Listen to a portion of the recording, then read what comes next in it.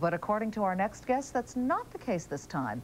In fact, he says investors looking for bargains right now should explore the European markets. Joining us now live from Boston to discuss the opportunities that lie across the pond is Francis Claro, co-portfolio manager of the Evergreen Global Opportunities Fund. Good morning, Francis. Good to see you. Good morning, Liz. What is it that you see in Europe that piques your interest right now? Well, if we look back onto the year 2000, the market declined for a couple of reasons. First of all, as in other markets, there were overvalued telecommunication, media, and telecom shares, which investors eventually came to their senses, looked at the earnings behind these companies, and re-rated them downwards. In addition to that, the European Central Bank has been in a tightening mode, as has the Federal Reserve. So that caused a credit crunch in the markets and has negatively affected equity markets. If we look at the markets now, many of these factors have been reversed. First of all, optimism is out of the markets. Multiples are down.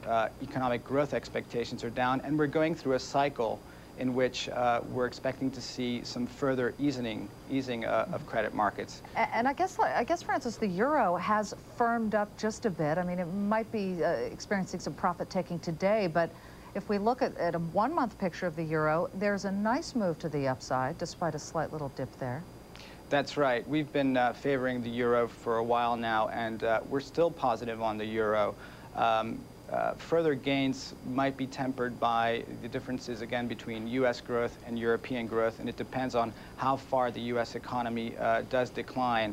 But sentiment has definitely changed on the euro, and that could mean some surprises on the upside for the euro. What sectors do you like? Let's begin sort of with the macro picture here.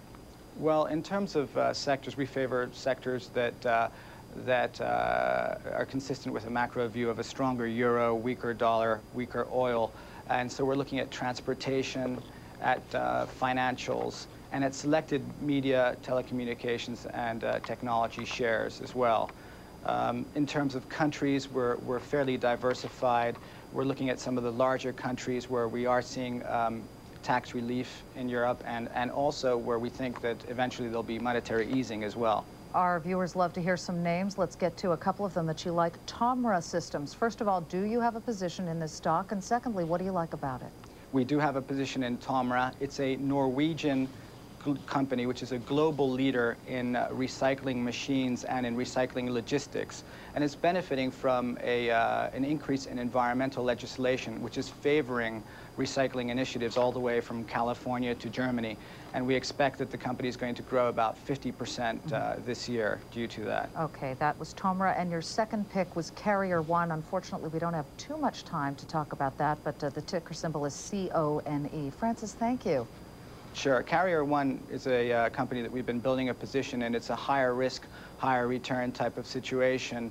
It's been taken down with the rest of the telecommunications sector, but we think it's overdone for Carrier One, and if they execute according to plan, we should see some firm upside. Francis, we'll see you soon. Thank you. Francis Claro of the Evergreen Global Opportunities Fund. Coming up later, much